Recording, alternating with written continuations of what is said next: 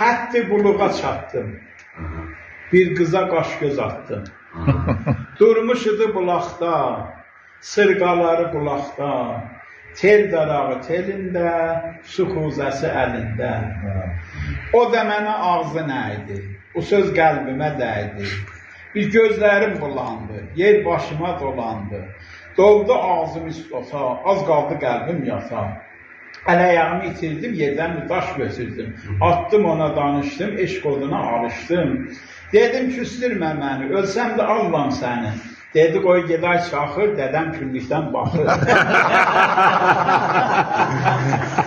Fərəndinin yan salar, indi görsə ran salar.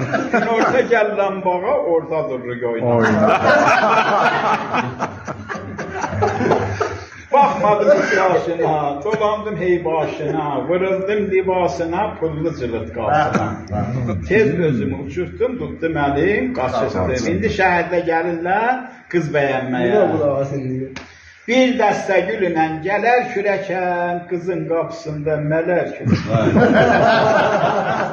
Əlinə salıb bir qoraza maşın, ləngəri saqqalı aldırıb qaşın, keçigəməni oxşadıb başın. Doldurub sürməklə gözün kürəkən, arvada oxşadı gözün kürəkən. Xastaqar gəlibdi, qızda söynür, ayna qabağında tez-tez geyinir. Tez bəlini desin, qəlbi dönür, çayı qızdan alır, çaxır kürəkən, kör xoruzsa qıza baxır.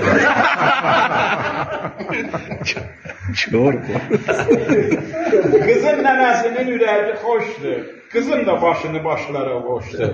Nə bilir oğlanın ən səsi boşdur. Deyir işləyəcək canım kürəkən, edəcək qızımı xanım kürəkən. Oğlanın nənəsi meyvəni yeyir, söz başı oğlunu tərif edir. Oğlum ayəndə də düftürdü deyir. Nə bilirlər, mavaz satar kürəkən, həm çəkər, həm qursun atar. Gözündə eynəki beldə həmrahı, gözündə eynəki beldə həmrahı, cibində tapılmır bir dəlik şahı. Dindirəndə deyir ağam ərvahı. Yalanın zırnasını çalar kürəkən, avladar tez qızı alar kürəkən. Toyunda geyinər ak kot şalvarı, elə bil ki yağıb çillənin qarı. Türkiye'yi başıma kreve sarı. Sağ solunda durar sağ dış sol dışı, gəlin gəlir bəy ediblər bəy quşu. İşimiz ay kişi oyundu oyun, qarışıb bir-birə qurdunan qoyun. Gör kimlər kiminlə eləyir toyun. Dövlətdən, xidmətdən qaçıb kürəkən, koldu bu qalmayıb sıçıb kürəkən. Fatih Elə ki apardı, yıxdı xalanı, ağaydınların çıxdı yalan.